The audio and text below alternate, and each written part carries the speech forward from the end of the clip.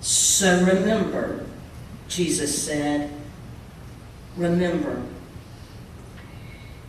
Because the human Jesus was like us in every way, and yet the human Jesus believed in this God.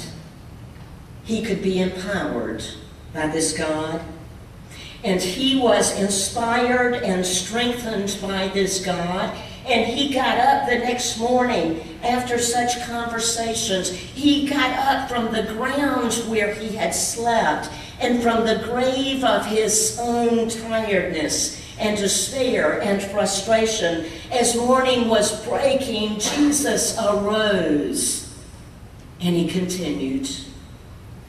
Jesus continued the journey he had begun toward creating not a new religion, not toward creating buildings, but toward embodying that new home, that new community, that new kingdom on earth that was God's dream. God's dream not only for Jesus, not only for his disciples, not only for his nation, but for the world.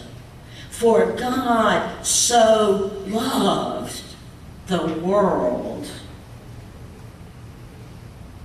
The two men dressed in dazzling clothes at the empty tomb on that Easter morning asked the women, "Don't you remember what Jesus told you?"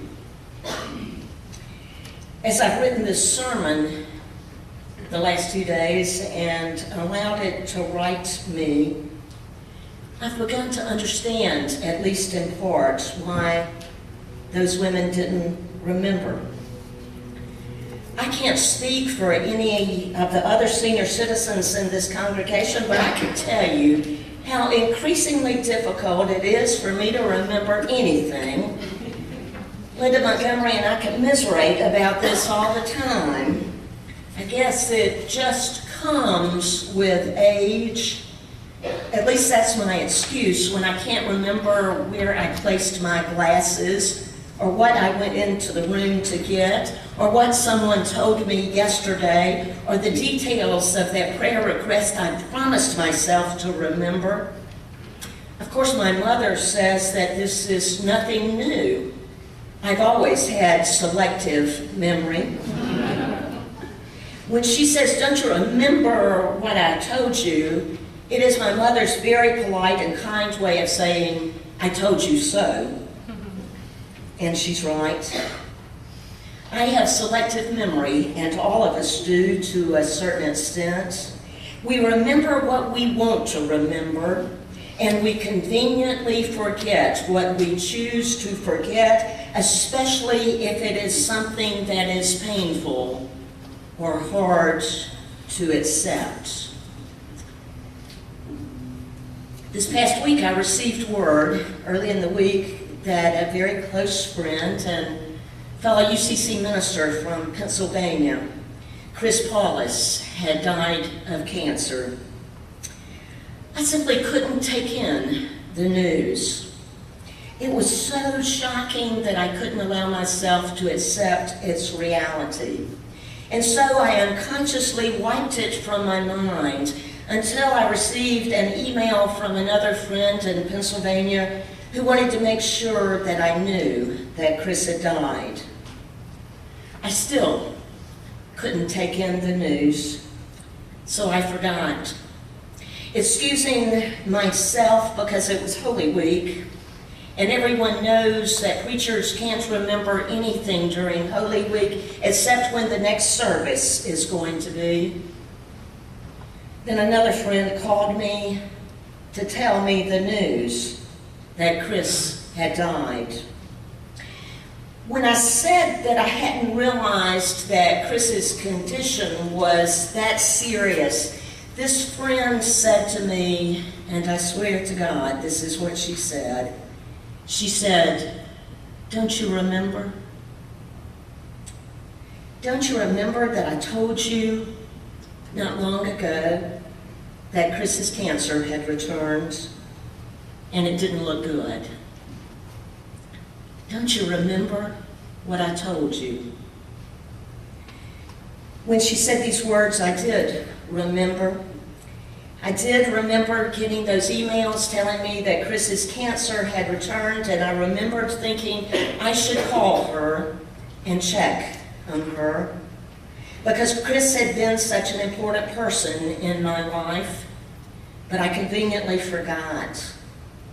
I forgot because I wasn't ready to accept the fact that someone younger than me was about to die.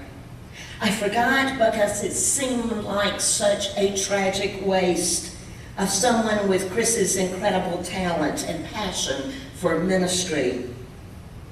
I forgot because I couldn't accept that I would not see Chris Paulus again in this human body.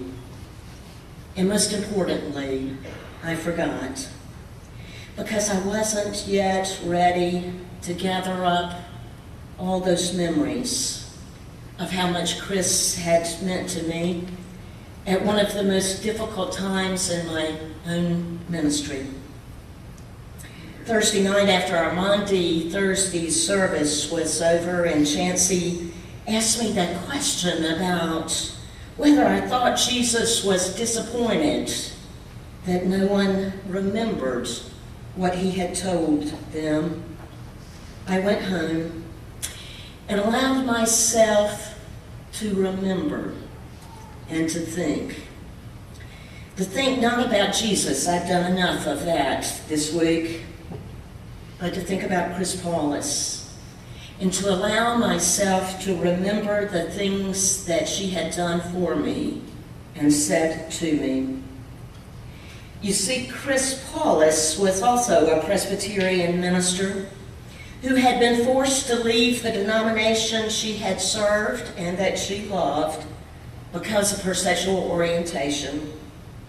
When I moved to Philadelphia without a church to serve and I did not know what to do with my life, someone told me that I needed to go talk to Pastor Chris, and I did. Thursday night, the memories came flooding back in.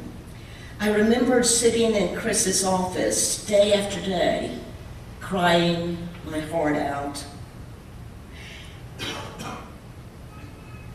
I remember Pastor Chris telling me that as painful as it was for her to leave the Presbyterian church, that it was a good decision, and how happy she had been to be a United Church of Christ minister. I remembered Chris taking me to lunch to meet the chair of the Committee on Ministry, who also happened to be a former Presbyterian minister who had to leave. There were a lot of us in Philadelphia. I remembered Chris loaning me her own UCC church history books so that I could do the reading that I needed to do. And she did this because I didn't have a job, and so I didn't have any money to buy them.